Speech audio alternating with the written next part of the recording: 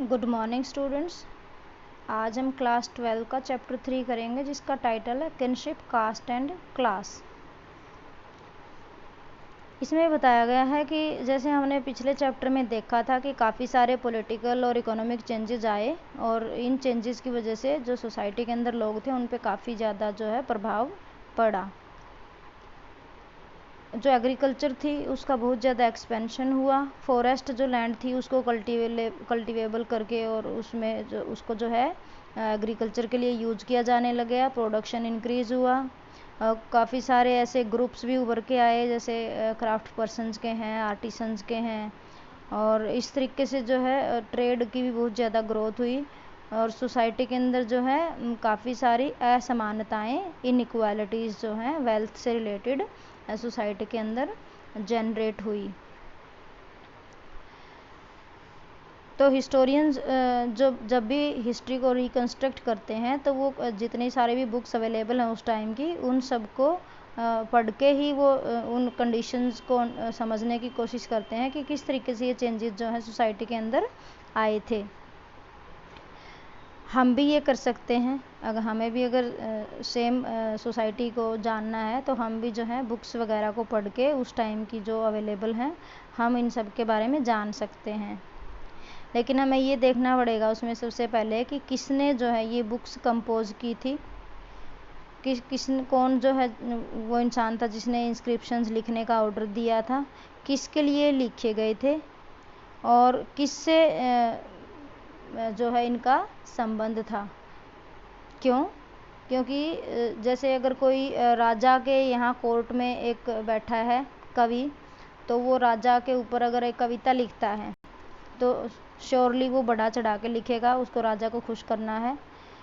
तो हम अगर ऐसी कविता पढ़ के ये सच नहीं मान सकते कि जो भी उसमें लिखा है वो ही राजा को डिस्क्राइब कर रहा है। तो इस तरीके से जिस किसी ने भी जो बुक लिखी थी, कविता लिखी थी या इंस्क्रिप्शंस के ऑर्डर दिए थे, उसको पढ़ के अगर हम सोसाइटी को जानने की कोशिश करते हैं तो हमें मन में ये बात बिठा के रखनी पड़ेगी कि ये किसने लिखे थे, किसके लिए लिखे थे और क्या पर्पज़ था इसके लिखने के पीछे। अगर हम इनको केयरफुली यूज़ करते हैं तो हम भी एग्जैक्ट ये पता लगा सकते हैं कि कौन सी ऐसी चीज़ें थी जिन्होंने सोसाइटी को एक शेप प्रदान की थी और कैसे चेंजेस आए थे। आगे इसमें थोड़ा महाभारत के बारे में बता रखा है कि महाभारत जो है एक बहुत ही बड़ा एपिक है। इंडिया के अंदर एपिक होता है, जैसे कविता होती है उसको हम काव्य बोल देते हैं, तो एक बहुत ही बड़ी कविता है तो उसको हम बोलेंगे महाकाव्य। ठीक है, बड़ी कविता मीन्स महाकाव्य। तो महाभारत एक बहुत ही लंबी कविता है एक तरीके से। इसके अंदर 1 लाख जो है वर्सेस इसके अंदर लिखी हुई हैं और इसको जो कंपोज करने का टाइम पीरियड है वो भी उसका अंदाज़ा इन्होंने दे रखा है कि इसको ये कंपोज हुआ है 1000 ईयर्स के टाइम में। 500 BC से लेके 500 AD तक का टाइम के दौरान जो है इसको लिखा गया है। और महाभारत के अंदर कुछ ऐसे भी सेक्शंस हैं जिसमें rules and regulations he describe किए गए हैं उस टाइम के सोसाइटी के अंदर के। और अदरवाइज एवरीबडी नोज़ कि महाभारत जो है 2 कज़न्स की कहानी है जिनका आपस में युद्ध हुआ था और कौरव थे, पांडव थे, और उस युद्ध में जो है पांडवों की जीत हुई थी क्योंकि सच्चाई उनके साथ थी। ये इसका मेन थीम है महाभारत का। तो महाभारत के अंदर कुछ ऐसे भी कैरेक्टर्स दिखाए गए हैं जो नॉर्म्स को बहुत ही अच्छे से फॉलो कर रहे हैं, और कुछ ऐसे भी कैरेक्टर्स हैं जैसे दुर्योधन है, वो रूल्स एंड रेगुलेशंस को बिल्कुल नहीं मानता और वो उनको नेगलेक्ट कर देता है। लेकिन जैसे युधिष्ठिर है वो हर चीज़ जो है धर्म के हिसाब से, जो स्क्रिप्चर्स में लिखा है ब्राह्मणों के द्वारा, उसके हिसाब से ही वो करता है। इसमें एक क्वेश्चन पूछा गया लास्ट में कि इससे क्या पता चलता है कि कोई नॉर्म्स को फॉलो करता, कोई नहीं करता। उस टाइम की सोसाइटी के अंदर सिंपली इतना था कि जो नॉर्म्स को फॉलो करते थे उनको अच्छा माना जाता था और जो इनके अगेंस्ट जाते थे उनको रिस्पेक्ट नहीं दिया जाता था। इसी में जो है आपकी बुक के अंदर ये फर्स्ट पेज पे ये एक दे रखा है, टेराकोटा स्कल्पचर है ये। इन्होंने एक सीन दर्शाया महाभारत से ही, ये वेस्ट बंगाल में मिला होगा, 7th सेंचुरी का बना हुआ है। तो आप देख सकते हो। वैसे ज़्यादा कुछ इसमें क्लियरली दे नहीं रखा, एक इंसान दिखा रखा जो तीर चला रहा है, may be he is Arjun. पर तुम्हारे लिए बहुत इंपॉर्टेंट है क्योंकि पिक्चर बेस्ड क्वेश्चन आते हैं, तो यू शुड नो कि इस पिक्चर में क्या दर्शाया गया है, कहाँ ये पाई गई है और किससे ये रिलेटेड है। आगे इसमें नेक्स्ट पेज पे दे रखा था क्रिटिकल एडिशन ऑफ महाभारता।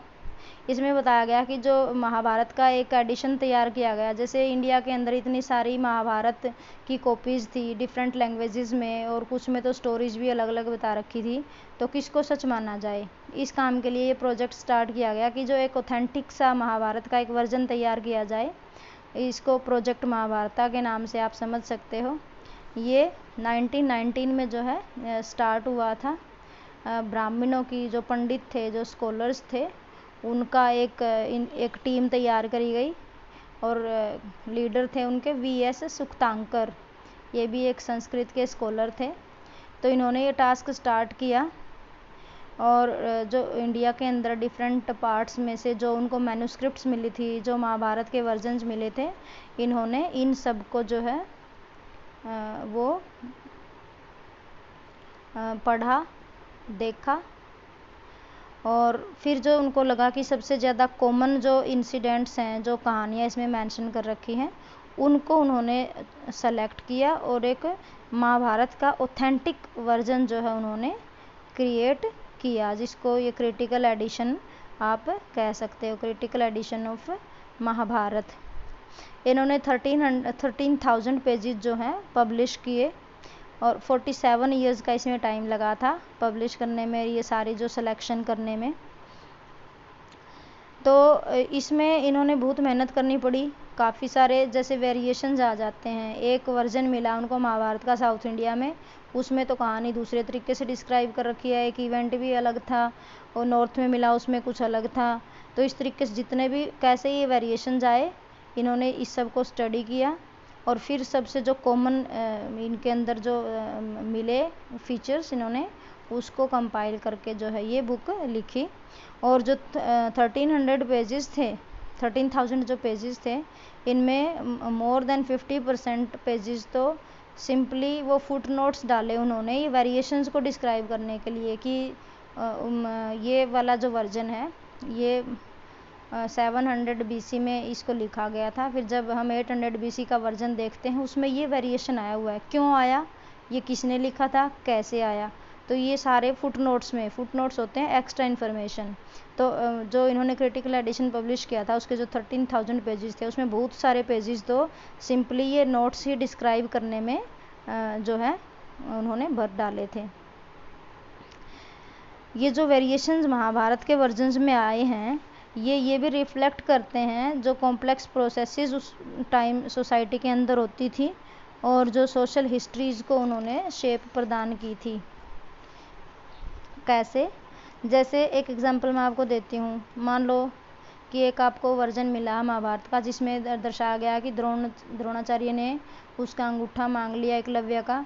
उसमें ये एक्सप्लेनेशन दे रखी है कि शूद्राज को जो है, जो क्षत्रियाज के बच्चे नहीं थे, उनको जो है आप ये धनुर्विद्या सिखा नहीं सकते, तो इसलिए उसने मांग लिया। लेकिन एक वर्जन में लिख रखा है, ये दिखा रखा है कि वो जो एकलव्य था वो छुप छुप के सीखता था, तो द्रोणाचार्य ने इसलिए काट लिया उसका अंगूठा कि उसने छुप के क्यों सीखी, उसने चोरी की है मेरी विद्या, तो इसलिए उसने जो है दक्षिणा में अंगूठा मांग लिया। तो अलग अलग वर्जन्स हैं। तो इससे ये दिखाते हैं कि आगे जब सोसाइटी के अंदर 200 साल बाद चेंजेस आए, तो उनको लगा कि जस्टिफाई करें कि द्रोणाचार्य ने उसका अंगूठा क्यों मांगा। तो अगले वाले वर्जन में जस्टिफाई कर दिया कि इसलिए मांगा कि वो छुप छुप के जो है उसने सीखी थी। जब वो पांडवों को सिखा रहे होते थे तो वो छुप के देखता था, फिर द्रोणाचार्य की मूर्ति को सामने रख के गुरु मान के उसको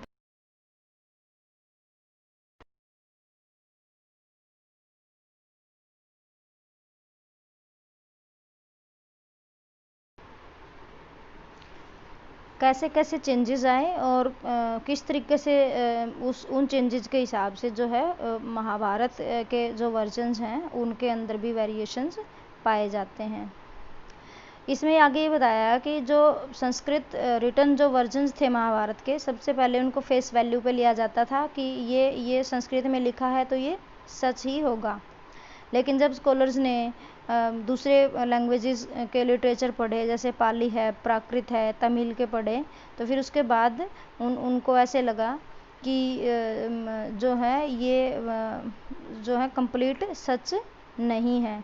उसके बाद उन्होंने जो है ये अपने एक कंक्लूजन पे पहुँचे कि नो डाउट कि जो संस्कृत वाले जो वर्जन्स थे, संस्कृत में जो लिखा जाता था, वो अथॉरिटेटिव थे कि उनको सोसाइटी के अंदर जो है अथॉरिटी मिलती थी, सोसाइटी के अंदर उसको ज़्यादा वैल्यू मिलता था। लेकिन कई बार इसको रिजेक्ट भी कर दिया जाता था और कई बार इस पर क्वेश्चंस भी उठाए जाते थे जो संस्कृत वर्जन्स होते थे। तो जब भी हम किसी भी जो बुक्स को पढ़ के अगर हम पास्ट को रिकंस्ट्रक्ट करने की कोशिश करते हैं तो हमें भी ये एग्ज़ामिन करना पड़ेगा और इन सारी बातों को जो है अपने ध्यान में रखना पड़ेगा कि कोई भी एक बुक जो है संपूर्ण सच नहीं बताती। उसके लिए आपको कंपैरेटिव स्टडी करनी पड़ती है, दूसरी लैंग्वेजेस में जो लिटरेचर लिखा है उसकी भी हमें स्टडी करनी पड़ती है। आगे इसमें दे रखा है 2 पॉइंट डाल के किनशिप एंड मैरिज। इसमें बताया गया कि जनरली जो है जो फैमिलीज़ होती हैं उनको हम ऐसे ही we take them for granted कि ठीक है फैमिली है, पर ऐसा नहीं है। फैमिलीज़ भी तरह तरह की होती हैं, उनके अलग अलग साइज़ होते हैं। कोई छोटी फैमिलीज़ होती हैं, कोई बड़ी फैमिलीज़ होती हैं। वो तरह तरह की एक्टिविटीज़ करते हैं परिवार के अंदर, एक दूसरे के साथ फूड शेयर करते हैं, रिसोर्सेज को शेयर करते हैं, रिचुअल्स जो हैं वो फैमिली के वो मिल के परफॉर्म करते हैं।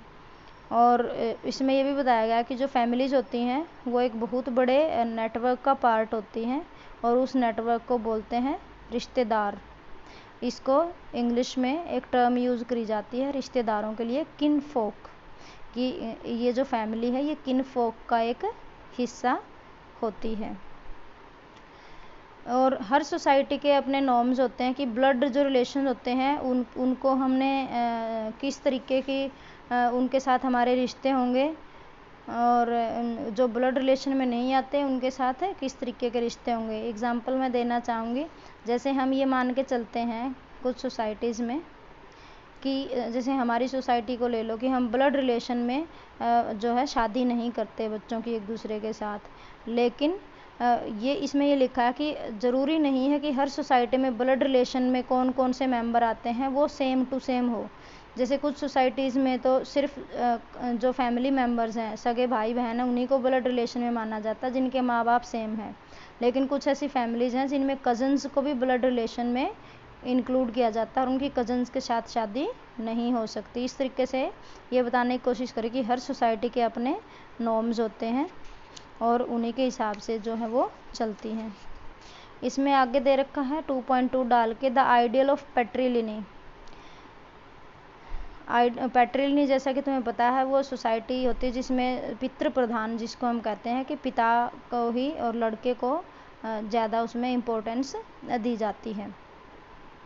इसमें सबसे पहले तो महाभारत की जो स्टोरी है वो ब्रीफ में बताई गई है कि किस तरीके से जो है वो कौरव थे, पांडव थे, धृतराष्ट्र और पांडु 2 ब्रदर्स थे। धृतराष्ट्र जो है जन्म से अंधा था तो इस वजह से उसके छोटे भाई को जो है राजा बना दिया गया। अदरवाइज़ क्या रूल है पैट्रिलिनी के हिसाब से, जो बड़ा बेटा होता है राजा का वो ही नेक्स्ट किंग बनता है। लेकिन धृतराष्ट्र अंधा था इसलिए पांडव को बना दिया। फिर पांडव की डेथ हो गई प्रीमैच्योर, तो उस वजह से धृतराष्ट्र को अंधे को ही राजा बनाना पड़ा। तो फिर जब इन दोनों के बच्चे बड़े हुए तो अब पांडव तो ये सोचे कि हमारे जो फादर थे वो राजा थे, हम बनेंगे। अब दुर्योधन ये सोचे कि मेरा फादर ही वैसे तो बड़ा था, ओरिजिनली तो वही था इसका उत्तराधिकारी सिंहासन का, तो इसलिए अब मुझे मिलना चाहिए ये। लोगों ने भी जो है क्वालिटी के बेस्ड पे जो है पांडवों को ही ज़्यादा प्रेफरेंस दी कि वो ही राजा बने। तो फिर इनका कॉन्फ्लिक्ट हुआ था, फिर युद्ध हुआ जिसको महाभारत के युद्ध के नाम से जाना जाता है, और उसमें जो है पांडवों की जीत हुई थी, कौरवों की हार हुई थी। ये इसकी मेन जो है स्टोरी है।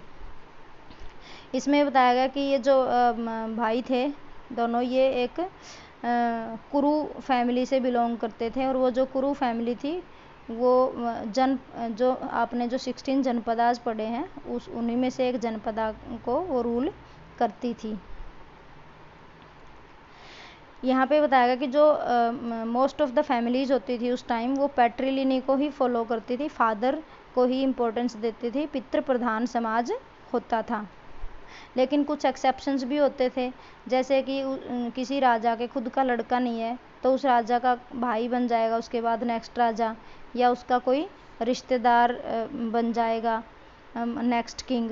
और कई केसेस में औरत को भी जो है पावर दे दी जाती थी, जैसे कि प्रभावती गुप्ता, क्योंकि उनके हस्बैंड की डेथ हो गई थी तो उनका बेटा जो है माइनर था, तो उन प्रभावती गुप्ता ने जो है एक राजा की तरह पावर इस्तेमाल की थी।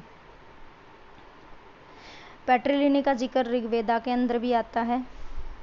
ऋग्वेदा में एक हिम दे रखा है, हिम होते हैं मंत्र जो लिखे होते हैं, उसमें सन की इम्पोर्टेंस बताई गई है। ये सोर्स 1 में आपके दे रखा है, पेज नंबर 56 पे। इसमें ये लिखा हुआ है, मैं उसको ट्रांसलेट करना चाहूँगी आपके लिए, कि जब लड़की की शादी होती है उस टाइम फादर जो है उसको ये विश करता है।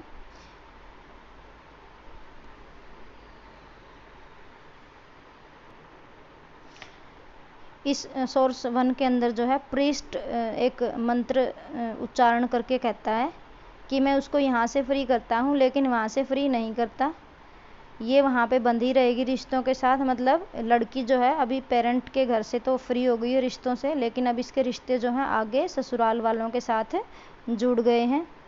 और मैं उसके लिए प्रार्थना करता हूँ कि इंद्र की कृपा से उसके 5 पुत्र हों और वो इतनी सौभाग्यशाली हो कि उसको अपने पति का बहुत ज़्यादा प्यार मिले। इसमें आगे ये बताया गया कि जो इंद्र था उस टाइम बहुत ही इम्पोर्टेंट देवता के रूप में पूजा जाता था। ये एक युद्ध का भी देवता था, बारिश का भी देवता था और बहादुरी का भी देवता था। तो ये इतनी इम्पोर्टेंस थी, इसलिए इंद्र से प्रार्थना कर रहे हैं कि आप लड़की पे कृपा करना, इनको 5 पुत्र प्रदान करना और इतनी सौभाग्यशाली हो, इनको अपने पति का बहुत ज़्यादा प्यार मिले। आगे इसमें सोर्स 2 दे रखा है, वाई किनफोक क्वारल्ड। ये इसमें दे रखा है, आदि पर्व से लिया गया है। आदि पर्व जो है महाभारत का, जो संस्कृत की महाभारत है उसका फर्स्ट सेक्शन है। और इसमें बताया गया है कि कौरव और पांडव जो हैं क्यों लड़े थे। इसमें थोड़ा सा उन्होंने ये कोशिश करी है समझाने की कि दुर्योधन के मन में क्या चल रहा था। दुर्योधन अपने पिता को, धृतराष्ट्र को कहता है कि आप जो है अंधे थे इसलिए आपका छोटा भाई पांडव राजा बन गया, पर राजा बनने के बाद वो प्रीमेच्योर उनकी डेथ हो गई, तो उसके बाद सिंहासन आपको फिर से मिल गया। सिंहासन आपने हासिल नहीं किया, आपकी झोली में सिर्फ वैसे ही गिरा है, अदरवाइज तो आपके हाथ से जा चुका था, आपने कोई एफर्ट जो है उसको पाने के लिए नहीं किए। तो लेकिन मैं जो है मैं एफर्ट करूँगा और कोशिश करूँगा कि जो है आपके बाद ये राज्य पांडवों को ना मिले और ये इसका उत्तराधिकारी मैं बनूं। और यही कारण था कि जो है इनके बीच में फिर कॉन्फ्लिक्ट हुआ और महाभारत का युद्ध हुआ।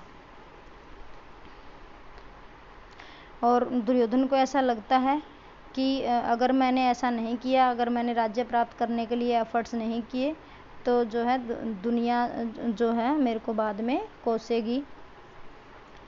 आगे इसमें 2.3 रूल्स ऑफ मैरिज करके दे रखा है, जिसमें इन्होंने बताया है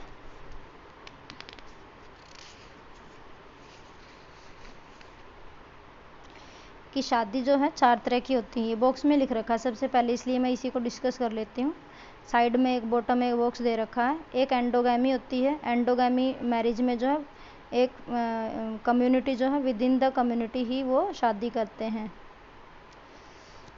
चाहे वो अपनी ही कास्ट में करो, चाहे वो सेम फैमिली में करो, चाहे वो अपने सेम जो रिलेटिव्स का ग्रुप है उसके अंदर करो। जो सेम टू सेम के अंदर होती है शादी वो एंडोगैमी कहलाती है। एक्सोगैमी अपनी यूनिट से बाहर जाके जो शादी करते हैं उसको एक्सोगैमी कहते हैं। जैसे प्रेजेंटली हिंदू सोसाइटी के अंदर एक्सोगैमी प्रैक्टिस की जाती है। अपने गोत्र में भी शादी नहीं करी जाती, तो वो बहुत मेहनत करके जो है ऐसा ढूंढ के लाते हैं फैमिली जिसका सेम गोत्र ना हो। एक पोलीगैमी है शादी का टाइप, और एक पोलीएंड्री। पोलीगैमी होती है एक ऐसा शादी का सिस्टम जिसके अंदर एक आदमी जो है एक से ज़्यादा औरतों के साथ शादी कर सकता है, उसको कहते हैं पोलीगैमी।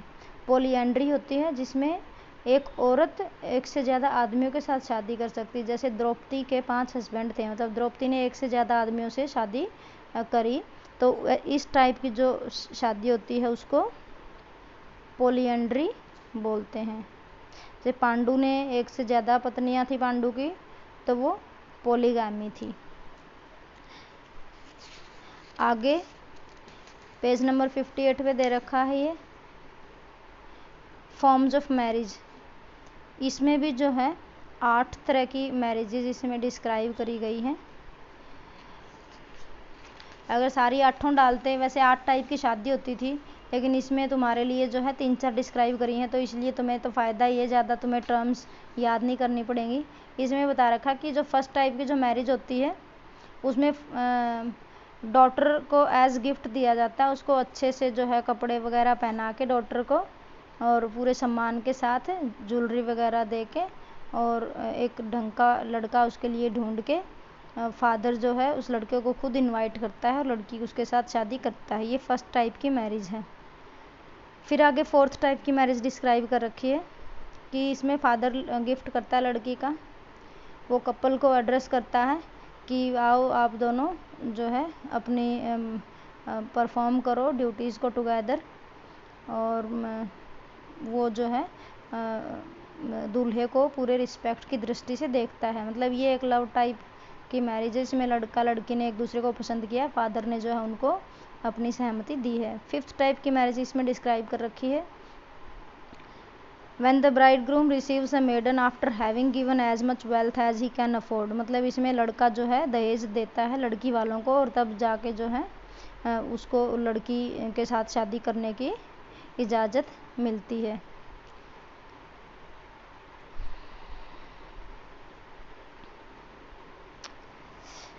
आगे 6th टाइप की मैरिज इसमें दिखा रखी है the voluntary union of a maiden and her lover. Means this is complete love marriage that they have already they have unified with each other. फिर उसके बाद जो फादर को परमिशन देनी पड़ती है, या चाहे परमिशन मिले या ना मिले, मीन्स ये सिर्फ उन दोनों की इच्छा है। इसमें ये तुम्हारे 1st और 4th और 5th और 6th टाइप की मैरिज डिस्क्राइब कर रखी हैं। अगर वैसे हिस्ट्री में देखो तो इन टाइप की मैरिजेज के नाम भी होते हैं, कोई गंधर्व मैरिज है, कोई पिशाच मैरिज है, तो लेकिन ना तो तुम्हारे वो नाम दे रखे, ना ही वो 8 टाइप की इधर डिस्क्राइब कर रखी, तो तुम इसको एक पॉजिटिव के रूप में लेके चल सकते हो कि तुम्हें ज़्यादा याद जो है नहीं करना पड़ेगा। ये जो पिक्चर है तुम्हारे 1st पेज पे दे रखी है चैप्टर के, इसको ध्यान से देख लेना। ये टेराकोटा स्कल्पचर है और महाभारत का एक सीन जो है इसमें डिस्क्राइब किया गया है। ये बहुत ज़रूरी होते हैं क्योंकि एग्ज़ाम के अंदर जो है क्वेश्चन इनमें से आ सकता, कोई भी पिक्चर दे के तुमसे पूछ सकते हैं वो। आगे इसमें डिस्क्राइब कर रखा है आपकी बुक में कि ट्रेड की वजह से जो है ट्रेड काफ़ी फैला, लोग एक दूसरे के संपर्क में आए, एक दूसरे के धर्म के बारे में उनको पता चला, तो जो रिलीजियस बिलीफ्स थे उनको चैलेंज किया गया फिर, और उनके बारे में क्वेश्चंस भी किए गए।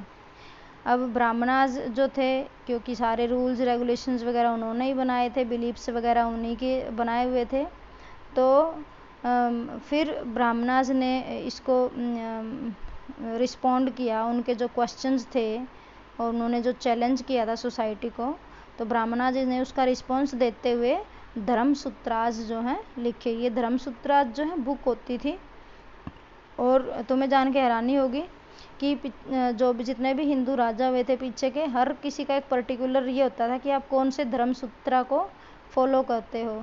जैसे गुप्ता जो है यज्ञवल्क्य स्मृति को अपना धर्मसूत्रा के रूप में यूज़ करते थे। कुछ ऐसे भी राजा थे जो मनुस्मृति को धर्मसूत्रा के रूप में यूज़ करते थे। मतलब धर्मसूत्रा और धर्मशास्त्रा वो बुक होती है जिसको एक पर्टिकुलर टाइम में एक पर्टिकुलर राजा जो है सोसाइटी का फाइनल रूल मान के उसको फॉलो करते हैं। मनुस्मृति भी एक ऐसी ही बुक है जिसको आप धर्मसूत्र कह सकते हो। इसको कंपाइल किया गया था 200 BC से लेकर 200 AD के टाइम के बीच में। ये इतना लंबा टाइम, तुम सोचोगे कि क्या 1000 साल लग गए लिखने में। क्यों एक्चुअली यहाँ पे ऐसा लिखा गया है, जैसे मान लो किसी ने लिख दी एक बुक कॉल्ड मनुस्मृति, वो 200 BC में उसने जो है लिख डाली, लेकिन फिर बाद में 200 साल बाद कोई और ऋषि हुआ, उसने इसको पढ़ा, थोड़े से और ऐड कर दिए, कुछ 200 साल बाद कोई और ऋषि आया, उसने कुछ और ऐड कर दिए, तो इसकी जो कंपोजिशंस का टोटल वो जब टाइम देखते हैं तो वो पाते हैं कि ये वाली रचनाएं जो हैं ये 200 BC से लेकर 200 AD के बीच में ऐड करी गई हैं, और ये फिर मनुस्मृति जो है कंप्लीट बुक रेडी हो गई।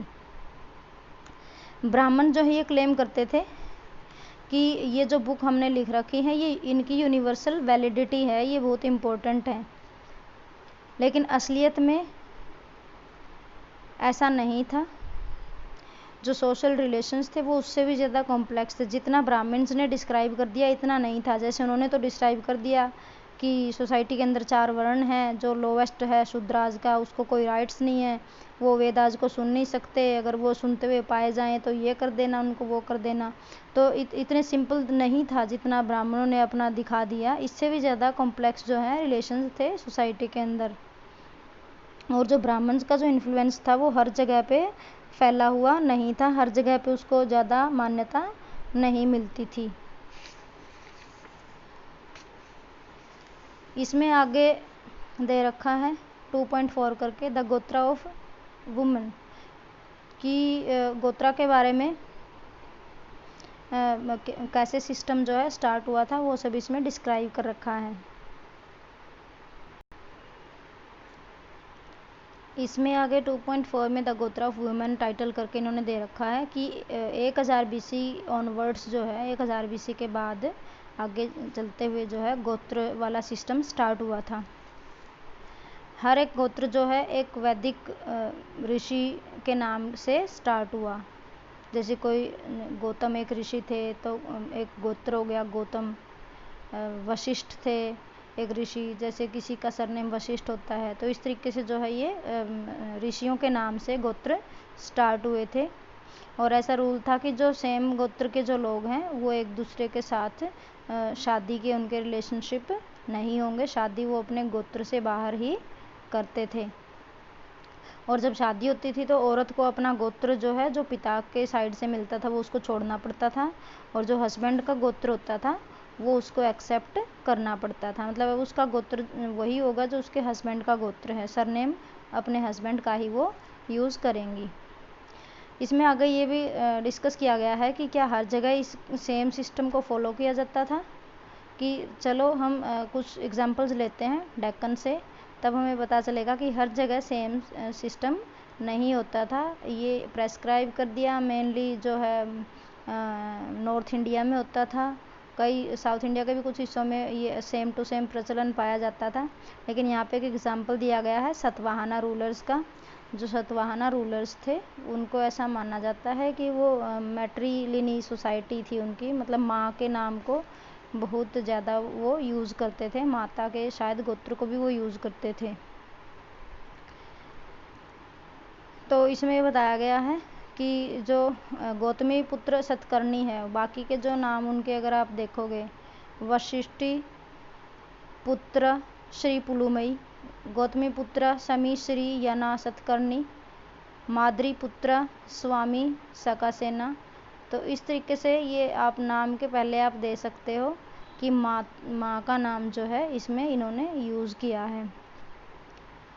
तो इसको देख के लगता है कि ये लोग जो है मेट्रोनिमिक्स थे, मतलब जहाँ पे माँ को ज़्यादा वैल्यू दिया जाता है।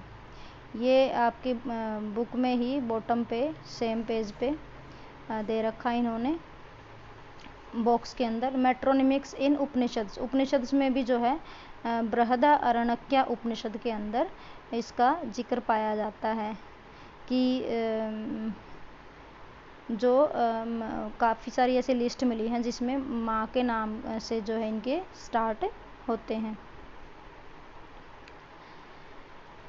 सतवाहना रूलर जो थे वो पॉलीगैमस थे। पॉलीगैमस होता है जो एक से ज़्यादा अपनी वाइफ जिनकी हो, पॉलीगैमी से पॉलीगैमस।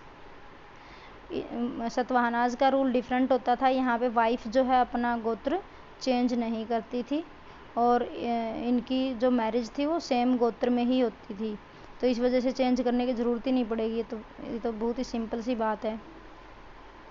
और ये वाले जो नॉर्म्स हैं, जब औरत जो है अपना गोत्र चेंज नहीं करेगी, तो ये जो सोशल नॉर्म्स थे उस टाइम के प्रेवलेंट, ये उनसे हटके थे। लेकिन इस तरीके की जो शादियाँ होती थी सेम गोत्र में, वो एक बहुत ही क्लोज निट सोसाइटी क्रिएट करती थी कि उनके आपस में बहुत ही क्लोज बॉन्ड होते थे, क्योंकि वो सारे एक ही फैमिली के होते थे, वो किसी को आउटसाइडर कंसीडर नहीं कर सकते थे। इसमें आगे दे रखा है गांधारी एडवाइस टू दुर्योधना, कि गांधारी ने जो है दुर्योधन को क्या एडवाइस दी थी। पहले ये जो स्क्रीन पे दिख रही है ये एक बहुत ही रेयर पीस ऑफ स्कल्पचर है। तो इसमें सतवाहना रूलर को दिखाया गया, ये 2nd सेंचुरी BC का माना जाता है। सतवाहना रूलर अपनी वाइफ के साथ, ये ब्रोकन सा पीस है, रेयर था इसलिए तुम्हारी बुक में दे दिया, तुम्हारे लिए इम्पोर्टेंट है, इसको जो है अच्छे से देख के याद कर लेना। इसमें आगे दे रखा है गांधारीज एडवाइस टू दुर्योधन। उसमें जो है वो अपने बेटे दुर्योधन को गांधारी एडवाइस देती है कि तू अपने भाई के साथ जो है संधि कर ले, शांति प्रस्ताव लेके जा, और वो सारे तेरे वेलविशर्स हैं, अपनी सेंसेस को कंट्रोल करोगे तो बहुत ही अच्छी बात है। ये जो ग्रीड और जो एंगर है, ये इंसान को ड्रैग करके प्रॉफिट का लालच दे के जो है अपने रास्ते से भटका देती है, तो तुम ऐसा मत करो, तुम बहुत ही शांतिपूर्वक जीवन जियोगे अगर मेरी एडवाइस मान लेते हो, और you will enjoy the earth.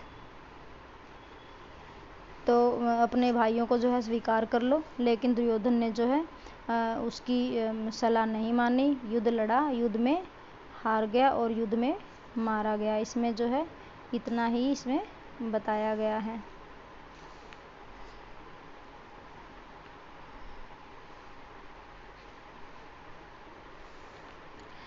आगे इसमें 2.5 डाल के जो है दे रखा है, our mothers important in the society.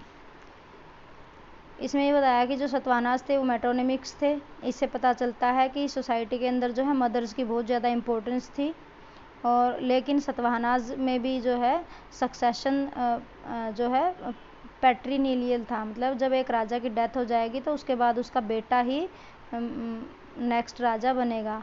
ये सतवाहनाज का एग्जाम्पल सिर्फ ये दिखाने के लिए दिया है कि जो नॉर्म्स जो है ब्राह्मणिकल नॉर्म्स थे, ज़्यादा प्रेवलेंट थे, जिनको इम्पोर्टेंट माना जाता था, वो सभी जगह सेम टू सेम फॉलो नहीं करते थे। कुछ लोग उनसे डेविएट होके भी जो है अपने सोसाइटी चलाते थे। जैसे कि यहाँ पे मदर का नाम जो है वो यूज़ करते थे, और लेकिन सक्सेशन जो है फादर के बाद बेटे का ही होता था। यहाँ पे वो सेम गोत्र में ही शादी करते थे जो सतवाहना लोग थे। तो इस तरीके से ये डेविएशन दिखा रखा है कि हर जगह सेम नॉर्म्स को फॉलो नहीं किया जाता था। आगे पेज नंबर 61 पे जो है इन्होंने दे रखा social differences within and beyond caste. अगर इसमें देखा जाए कास्ट क्या होती है, कास्ट जो है it refers to a set of hierarchically ordered categories की, एक हायरार्की सेट कर दी है कि ये आपकी कैटेगरीज हैं, ये अपर कास्ट है, ये लोअर कास्ट है, और जैसे वैश्याज, शूद्राज और वो सब क्रिएट कर रखे थे। तो ये एक हायरार्की होती है, सेटअप होता है, और ये जन्म से ही फिक्स होता है कि जिसने जिस कास्ट में या वर्ण में जिसने जन्म लिया उसका थ्रू आउट लाइफ वही कास्ट रहेगी, वो उसको बदल नहीं सकता था। ब्राह्मण जो है वो क्लेम करते थे कि ये जो कास्ट का सिस्टम है ये भगवान ने ही बनाया है, और भगवान ने शूद्राज को जो है बॉटम पे रखा है, जिसमें वो एग्जाम्पल भी देते थे कि जो डिवाइन ऑर्डर का करके बॉटम में पेज नंबर 61 पे ये एक सोर्स में लिख रखा है कि ब्राह्मण जो है अपना ये क्लेम जस्टिफाई करने के लिए ऐसे एक ऋग्वेदा के अंदर एक हिम दिया हुआ है, एक श्लोका दिया हुआ है पुरुष सूक्ता में सबसे लास्ट में जाके। इसमें ये बोला गया है कि जो ये ब्राह्मण्स थे ये ब्रह्मा के मुख से आए, जो क्षत्रियास थे वो ब्रह्मा की भुजाओं से आए, जो वैश्यास थे वो ब्रह्मा के पेट से आए, और जो शूद्राज थे वो ब्राह्मण के थाइज से पैदा हुए, तो इसलिए सबसे नीचे वाले हिस्से से वो पैदा हुए हैं शूद्राज, तो उनको जो है सोसाइटी में भी सबसे नीचे वाला जो है स्थान मिलेगा। 3.1 डाल के आगे इन्होंने डिस्क्राइब कर रखा है the right to occupation. Brahmanas जो ब्राह्मण्स थे उनका क्या ऑक्यूपेशन था, वो सेरेमनीज परफॉर्म करते थे, जैसे हवन हो गया, हवन में उन्होंने मंत्राज वगैरह पढ़े, उसको परफॉर्म किया, और फिर जो है यजमान से उनको गिफ्ट मिलता था कि जिसने भी वो हवन करवाया था वो ब्राह्मण्स को गिफ्ट देगा, ये उनकी ड्यूटी थी। इसमें आगे दे रखा है क्षत्रियाज, इनकी ड्यूटी थी युद्ध करना, जस्टिस देना लोगों को, और लोगों को गिफ्ट देना। मान लो क्षत्रिय राजा है तो वो बहुत सारे लोगों को गिफ्ट देगा, उनको जस्टिस भी देगा। तीसरी कैटेगरी थी वैश्याज, इनका काम था ट्रेड, ये एग्रीकल्चर भी करते थे, और कुछ पेस्टोरलिस्ट भी होते थे जो एक जगह से दूसरी जगह पे घूमते रहते थे। चौथी कैटेगरी थी शूद्राज, जिसका काम था बाकी की सोसाइटी के जो 3 कैटेगरीज थी उनको सर्व करना किसी भी रूप में, चाहे वो धोबी है, चाहे वो कोबलर बन के या स्वीपर बन के, उनको सोसाइटी के बाकी के जो 3 कैटेगरी हैं उनकी सेवा ही करनी होती थी। अब इसमें आगे डिस्क्राइब किया कि ब्राह्मण जो है कुछ स्ट्रेटजीज अपनाते थे जिससे कि ये रूल जो है सोसाइटी के अंदर लागू अच्छे तरीके से हो जाएं। सबसे पहला तो जैसा मैंने बताया था कि वो ये क्लेम करते थे कि ये जो सारे रूल्स हैं वो भगवान ने ही जो है ऊपर से डिवाइनली ऑर्डेन्ड है, ये भगवान के ही आदेश से ये सब हो रहा है। और ये राजा को पूरा कॉन्फिडेंस में रखते थे अपने, और राजा को बोलते थे कि इट इज़ योर ड्यूटी, इसको इंश्योर आप करोगे सोसाइटी के अंदर कि जो रूल्स बने हैं उसके हिसाब से ही काम हो, जो शूद्राज हैं उनको कोई आर्मी वगैरह में ना लें और उनके हिसाब से उनको काम करवाएं। और ब्राह्मणाज ने ये भी कोशिश करी कि लोगों को कन्विंस किया जाए, आम जनता को, कि ये सब भगवान का रचा हुआ है तो आपको भी इसको दिल से फॉलो करना है। और उसके लिए उन्होंने ऋग्वेदा का सहारा लिया। पुरुष सूक्ता के अंदर जो है ये डिस्क्राइब किया कि ये एक श्लोक लिखा है यहाँ पे जिसमें बोला गया है कि शूद्राज जो है थाइज से आए थे, तो इसलिए उनकी पोजीशन जो है सोसाइटी में सबसे नीचे ही रहेगी। लेकिन ऐसा कुछ नहीं है। बीइंग हिस्ट्री टीचर मैं आपको बता दूं, ऐसा माना जाता है कि ये जो पुरुष सूक्ता है जो ऋग्वेदा के अंदर है, हिस्टोरियंस का ये मानना है कि ये बाद में ऐड हुआ था, ये ओरिजिनल ऋग्वेदा का नहीं है, ये सिर्फ ब्राह्मणों ने बाद में ऐड करवा दिया ताकि जो है वो अपना ये 4 जो सिस्टम इन्होंने बनाए थे शूद्रा वाले, ताकि शूद्राज को पोजीशन में नीचे रखा जा सके और ब्राह्मणों की पोजीशन टॉप पे बनी रहे, तो इस वजह से उन्होंने ये ऐड कर दिया था ऋग्वेदा के अंदर, ऐसा माना जाता है। पेज नंबर 62 पे एक बॉक्स दे रखा है जिसमें लिख रखा प्रॉपर सोशल रोल्स। इसमें एकलव्या की स्टोरी दी गई है, आदि पर्व से ही लिया गया, ये महाभारत का जो फर्स्ट पार्ट है उससे। एकलव्य जो है निषद ट्राइब से बिलोंग करता था और उन्होंने गुरु द्रोणाचार्य को जो है अपना अंगूठा दक्षिणा के रूप में दिया था। ये इसकी फेमस स्टोरी है, आप सबने सुनी रखी होगी कि वो द्रोणाचार्य के पास गया था शिक्षा लेने के लिए, द्रोणाचार्य जी ने मना कर दिया, फिर इसने छुप के सीखी और गुरु द्रोणाचार्य की जो है एक मूर्ति रख के उसको अपना गुरु मान के ये सीखता था और ये धनुर्विद्या में जो है अर्जुन के जैसा कुशल हो गया था। लेकिन द्रोणाचार्य जो है उन्होंने ये प्रॉमिस किया था कि मैं अर्जुन को ही सबसे बड़ा धनुर्धर बनाऊंगा, तो इसलिए उनको लगा कि ये तो अर्जुन को चैलेंज कर सकता है बाद में, तो इस वजह से उन्होंने जो है गुरु दक्षिणा के रूप में एकलव्य से उसका अंगूठा मांग लिया ताकि अर्जुन ही सर्वश्रेष्ठ धनुर्धर बने। आगे 3.2 डाल के इन्होंने लिखा है नॉन क्षत्रिय किंग्स।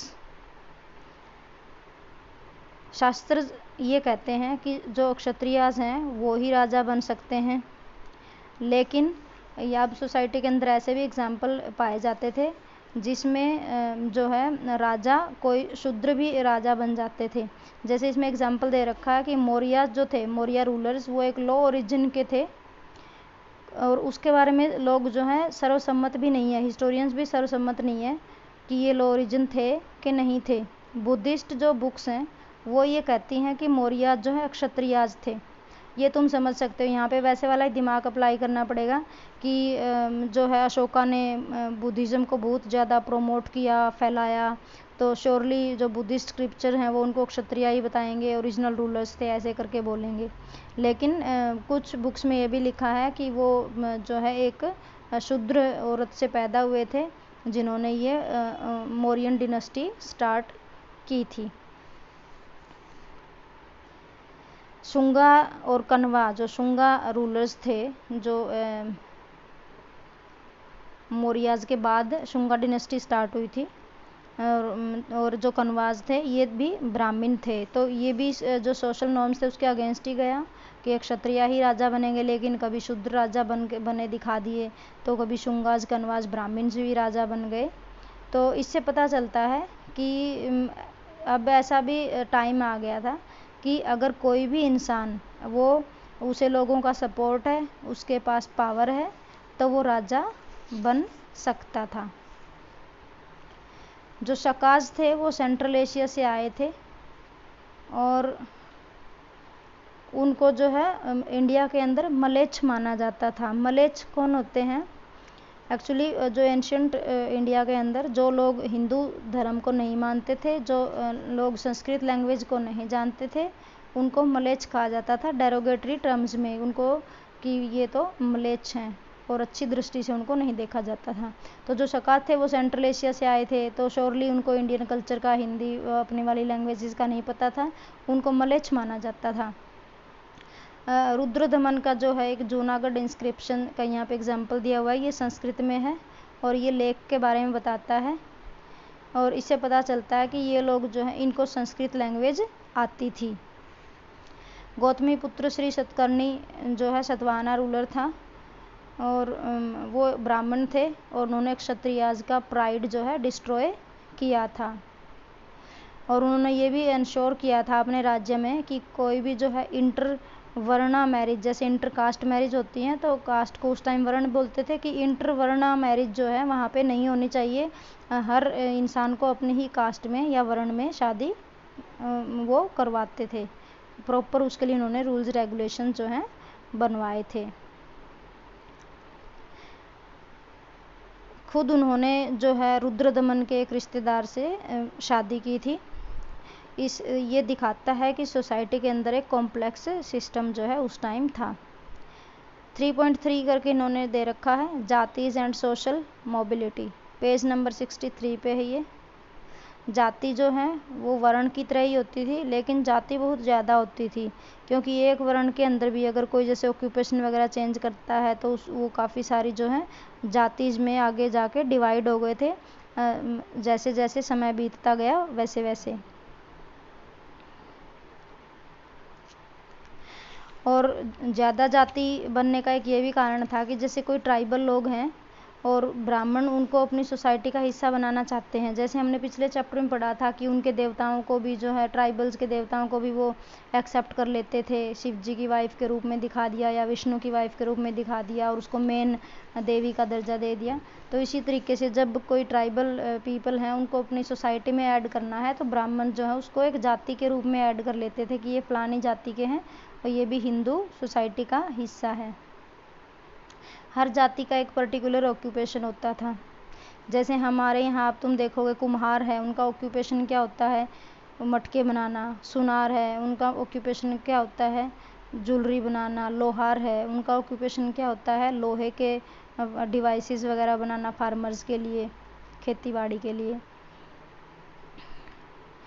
तो जो जातीज होती थी जिनका एक पर्टिकुलर ऑक्यूपेशन होता था, उनके अपने गिल्ड होते थे, श्रेणी। गिल्ड और श्रेणी के बारे में मैंने पहले भी बताया है, इसको हिंदी में श्रेणी कहते हैं, इंग्लिश में गिल्ड बोलते हैं। इसमें एक ही टाइप के लोग होते हैं, जैसे वो लोहार हैं तो वो लोहारों का ही एक गिल्ड है। वो गिल्ड एक ऑर्गेनाइजेशन की तरह होती थी जिसमें अगर कोई भी जाता है उसको थोड़ी बहुत सैलरी मिलेगी, काम करेगा वो उधर, उसको रॉ मटेरियल वगैरह गिल्ड प्रोवाइड कराएगा, उसकी जो खरीद फरोख्त है जो डिवाइसेस की वो भी गिल्ड अरेंज करेगा। मतलब ये एक तरीके से दोनों को फ़ायदा होता था इसमें। गिल्ड का जो मेंबर बनेगा, नया नया कोई भी क्राफ्ट पर्सन है तो उसको रॉ मटेरियल वगैरह की चिंता नहीं रहेगी, लेकिन उसको फिक्स्ड टाइम तक जो है गिल्ड में काम करना पड़ता था। उनका बॉन्ड साइन होता था कि 3 साल तक आप हमारे लिए ही काम करोगे, उसके बाद ही आप नया स्टार्ट कर सकते हो जब आपके 3 साल पूरे हो जाएंगे, इस तरीके से। एक इंस्क्रिप्शन पाया गया है मंदसौर में, मध्य प्रदेश में। इसने बताया है कि वीवर्स का एक सिल्क वीवर्स का एक गिल्ड था।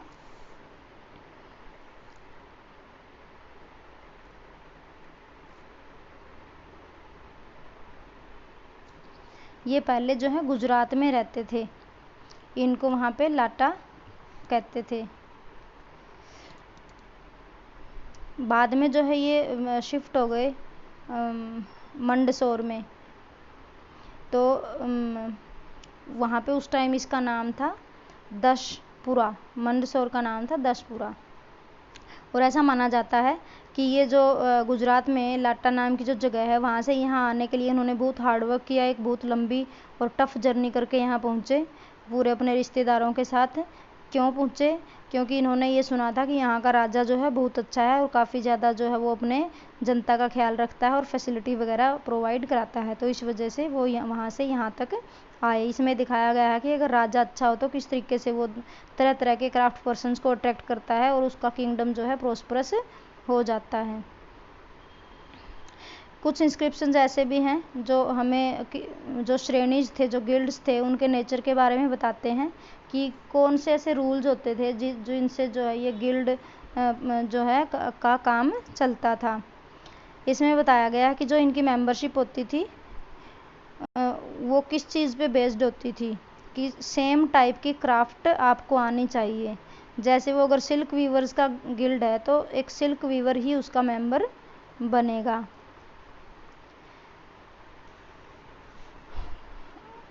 और सारे जो है मिलके उसमें कलेक्टिवली अपना पैसा इन्वेस्ट करते थे। और अगर जैसे प्रॉफिट है तो वो मिलके ये भी डिसाइड कर सकते हैं, जैसे कि हमने एक टेंपल बनवाना है, जैसे जो सन गॉड का जो टेंपल बना है वो वीवर्स के ही एक गिल्ड ने उसके लिए पैसे डोनेट करके बनवाया था। आगे इसमें 3.4 पॉइंट डाल के लिख रखा, बियॉन्ड 4 वर्नाज इंटीग्रेशन।